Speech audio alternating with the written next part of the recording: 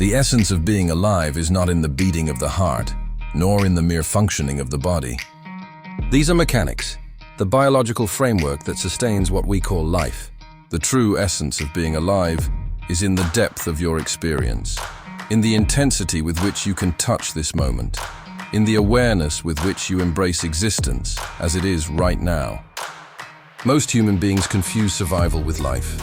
They wake up in the morning, they run through their day, eating, working, worrying, planning, struggling, sleeping, only to repeat the same cycle again. If life were only about survival, we would not need this level of intelligence, this depth of consciousness, this capacity to feel and imagine and create. The very fact that nature has given us such immense possibilities means that the essence of life cannot be mere survival. It must be something more profound, something far deeper. When you look at a tree, a bird, or an animal, you can see that they too are alive. They breathe, they eat, they reproduce, they die, but they are not burdened with the kind of questions that haunt the human mind. Who am I? Why am I here? What is the purpose of all this?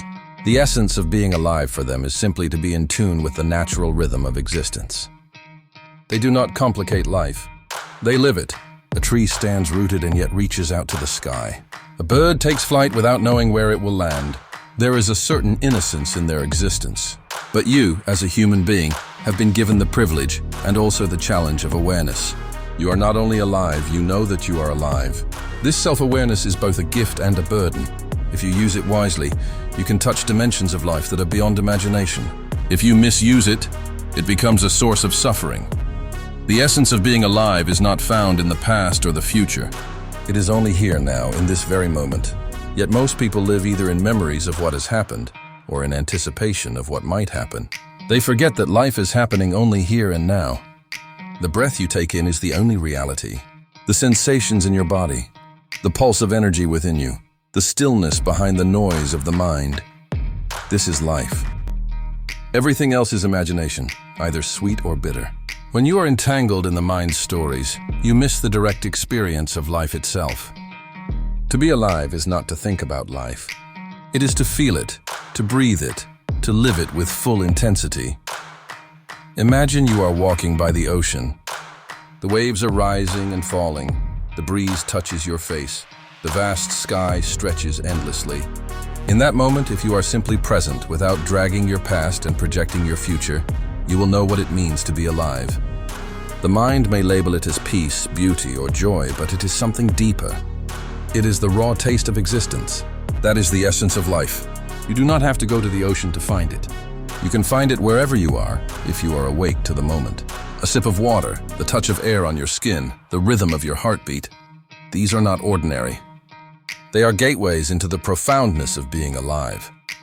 But why is it that most people do not experience life in this way? It is because they are lost in identification with their body, with their thoughts, with their roles, with their possessions. They believe that being alive means to protect and enhance these identifications. They live as though life will begin tomorrow after some condition is fulfilled. But tomorrow never comes. Life is not waiting somewhere else. It is here. To awaken to this truth is to touch the essence of being alive. Being alive means to be in contact with the source of life within you. The body is a vehicle, the mind is a tool, but the essence is the life force that flows through them. Without this force, the body is just clay, the mind is just an echo. If you close your eyes and become deeply aware, you can sense this life force. It is not a thought, it is not an emotion. It is the pure aliveness that throbs within you. In yogic traditions, we call this prana, the vital energy. To be in tune with it is to live. To be cut off from it, distracted and unconscious, is to merely survive. Most people measure life by the length of years. They say he lived 70 years, she lived 80 years. But the real measure of life is not its length, but its depth. Someone may live for 100 years, but may not have truly experienced a single moment in fullness. Another may live only for 25 years, but may have touched life in its totality. Who has lived more? The one who has experienced life intensely. Being alive is not about time, it is about experience. It is about how deeply you can feel the pulse of existence in each moment. To touch the essence of being alive, one must cultivate awareness. Awareness is the doorway. When you are aware, the smallest things become luminous. The sound of a bird, the laughter of a child, the fragrance of a flower, even the silence of the night. All these are revelations. You do not have to seek grand experiences. Life itself is the grandest experience. The problem is that people are asleep, hypnotized by their own minds. Awareness wakes you up. It strips away the layers of distraction and brings you face to face with the naked truth of existence. That truth is not complicated. It is simple, immediate, undeniable. You are alive. Everything else is secondary. Being alive also means being vulnerable. You are open to pain and pleasure, to joy and sorrow, to certainty and uncertainty. But vulnerability is not weakness. It is the doorway to depth. When you protect yourself too much, when you build walls around your heart and mind, you may avoid pain, but you also miss the intensity of life. To be alive is to be open to allow life to flow through you without resistance. When joy comes, you embrace it. When sorrow comes, you embrace it too, not as a curse, but as part of the richness of life. The essence of life is not in controlling what happens, but in how deeply you can experience whatever happens. Now, let us speak of death, because to understand life, you must understand death.